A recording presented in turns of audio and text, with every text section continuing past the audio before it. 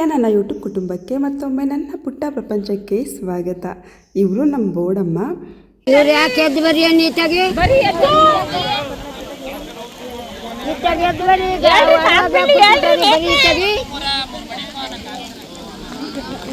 ಮೊದಲಿಂದ ನಾನು ವಿಡಿಯೋ ನೋಡ್ತಿರೋರಿಗೆ ಗೊತ್ತಿರುತ್ತೆ, ಬೋಡಜ್ಜಿ ಜೊತೆ ನಾನು ಮಾತಾಡಿಸಿದ್ದೆ. ಅವರು ತುಂಬ ಚೆನ್ನಾಗಿ ಮಾತಾಡ್ತಿದ್ರು, ತುಂಬ ಮುಗ್ಧತೆ ಇತ್ತು. ಅವ್ರಿಗೆ 90 ವರ್ಷದ ಮೇಲಾಗಿದೆ. ಇವತ್ತು ಅವ್ರ ಕಾರ್ಯ ಇದೆ, ಹಾಗಾಗಿ ಬಂದಿದ್ದೀನಿ. ನಮ್ಮ ಹಳ್ಳಿ ಕಡೆ ಒಂದು ವಾಡಿಕೆ ಇದೆ. ಕಾರ್ಯ ಮಾಡುವಾಗ ಹದ್ದು ಮತ್ತು ಕಾಗೆಗಳು ಬಂದು ಅಲ್ಲಿ ತಿಂಡಿಗಳನ್ನ ಇಟ್ಕೊಂಡ್ರೆ, ಅಂದರೆ ಹದ್ದು ಬಂದು ಬೀಳಬೇಕು ಅಂತ ಹೇಳ್ತಾರೆ. ಹಾಗೆ ಬಂದು ಬಿದ್ದರೆ ಮಾತ್ರ ಅವ್ರ ಆಯಸ್ಸು ಮುಗ್ದಿತ್ತು ಅಂತ ಅರ್ಥ. ಬೋಡಮ್ಮಂಗೆ ಕೂಡ ಗಂಡು ಮಕ್ಳು ಇರಲಿಲ್ಲ, ಹಾಗಾಗಿ ಅವ್ರ ಮಗಳೇನೆ ಕರ್ಮಂತ್ರ ಮಾಡಿಸ್ಕೊಂಡಿದ್ದಾರೆ. ನಮಗೆ ಅತ್ತೆ ಆಗಬೇಕು ಅವರು.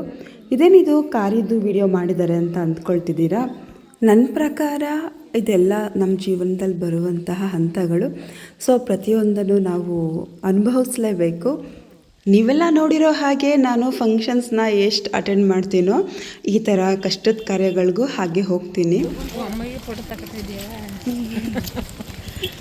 ನಿಜ ಹೇಳಬೇಕಂತ ಹೇಳಿದ್ರೆ ದುಃಖ ಇರೋದು ಅವ್ರ ಮನೆಯವ್ರಿಗೆ ಮಾತ್ರ. ಯಾಕಂದರೆ ನನಗೆ ತುಂಬ ಹತ್ತಿರ ಆದವರು, ಅಂದರೆ ಅಪ್ಪ ಮತ್ತು ಅಕ್ಕನ ಕಳ್ಕೊಂಡಾಗ ಆಗುವಂತಹ ನೋವು ಎಂಥದ್ದು ಅಂತ ನಾನು ಅನುಭವಿಸಿದ್ದೀನಿ. ನನ್ನ ಅಜ್ಜಿ ಊರನ್ನು ತುಂಬ ಸಲ ತೋರಿಸಿದ್ರು, ನಾನು ಕೆರೆಯನ್ನು ತೋರಿಸಿರಲಿಲ್ಲ. ಇದು ನೋಡಿ, ನಮ್ಮ ಅಜ್ಜಿ ಊರಿನಲ್ಲಿ ಒಂದು ಕೆರೆ ಇದೆ, ತುಂಬಾ ದೊಡ್ಡ ಕೆರೆ. ಆದರೆ ಇವಾಗ ಸ್ವಲ್ಪ ಚಿಕ್ಕದಾಗಿ ಕಾಣಿಸ್ತಿದೆ. ಆಮೇಲೆ ನೀರು ಸ್ವಲ್ಪ ಕಡಿಮೆ ಇದೆ ಇವಾಗ. ಕೆರೆ ಪಕ್ಕದಲ್ಲೇ ನೀರಾವರಿ ಜಮೀನಿದೆ, ಕೆರೆಯಲ್ಲಿ ನೀರಿದೆ ಅಲ್ವಾ, ಹಾಗಾಗಿ ಇಲ್ಲಿ ಭತ್ತವನ್ನು ಬೆಳೆದಿದ್ದಾರೆ. ಅಜ್ಜಿ ಊರು ತುಂಬ ದೊಡ್ಡ ಊರಾಗಿರೋದ್ರಿಂದ ಸಾವಿಗೆ ಆಗಲಿ ಕಾರ್ಯಕ್ಕೆ ಆಗಲಿ ತುಂಬ ಜನ ಸೇರ್ತಾರೆ. ಇದು ಬ್ಯಾಟ್ಗಾರನ ಗುಡಿ.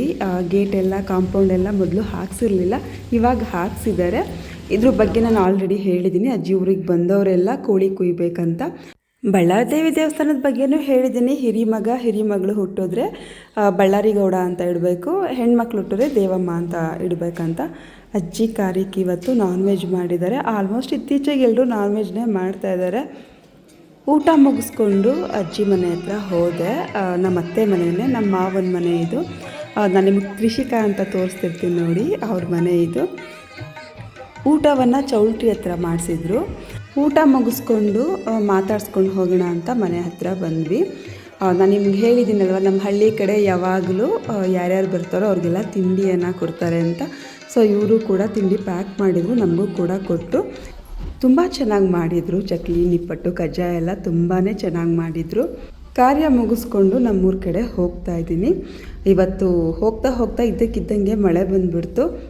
ಇವಾಗ ಟೈಮ್ ಹೇಗಿದೆ ಅಂದರೆ ಯಾವಾಗ ಮಳೆ ಬರುತ್ತೆ ಅಂತಲೇ ಗೊತ್ತಾಗಲ್ಲ. ಇದ್ದಕ್ಕಿದ್ದಂಗೆ ಮಳೆ ಬಂದುಬಿಡುತ್ತೆ, ಇದ್ದಕ್ಕಿದ್ದಂಗೆ ಸ್ಟಾಪ್ ಆಗಿಬಿಡುತ್ತೆ, ಜೋರು ಗಾಳಿ ಬರುತ್ತೆ. ನಾವು ಮಂಡ್ಯದ ಕೊಪ್ಪಳಿಗೆ ಬರುವಷ್ಟರಲ್ಲಿ ಸ್ಟಾಪ್ ಆಯಿತು.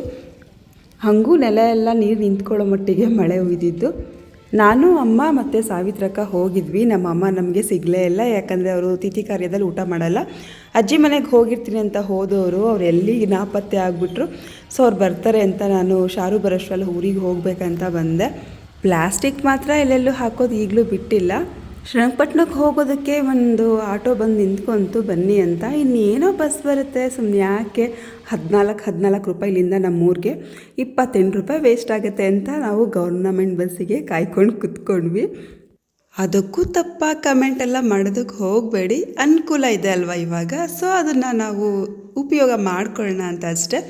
ಇಲ್ಲದಿರುವಾಗ ಬಸ್ ಚಾರ್ಜ್ ಕೊಡಲೇಬೇಕು, ಕೊಟ್ಟರೆ ಆಯಿತು. ನಾನು ನಿಮಗೆ ಲಾಸ್ಟ್ ವಿಡಿಯೋದಲ್ಲಿ ಹೇಳಿದ್ದೆ, ನಮ್ಮ ಮನೆ ಹತ್ರ ಹಾವು ಬಂದಿತ್ತು, ಯಾವ ಹಾವು ಅಂತ ಗೆಸ್ ಮಾಡಿ ಅಂತ.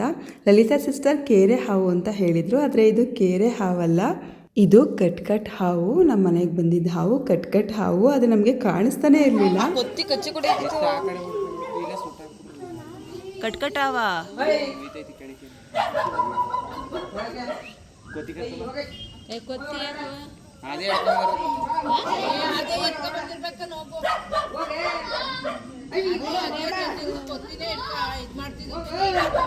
ಯಾವ ಕಡೆ ಹೋಯ್ತು?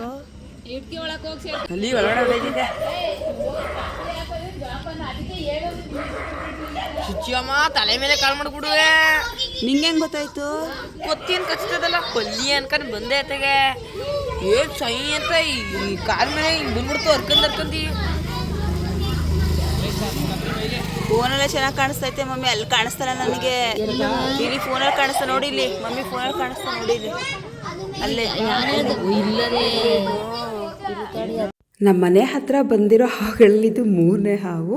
ಶಾರು ಸ್ಪೋರ್ಟ್ಸಿಗೆ ಸೆಲೆಕ್ಟ್ ಆಗಿದ್ದಾಳೆ ಅಂತ ಹೇಳಿದ್ದೆ. ಅವಳು ಹೇಗೆ ಆಟ ಆಡ್ತಾಳೆ ಅಂತ ನೋಡಿ ಬನ್ನಿ.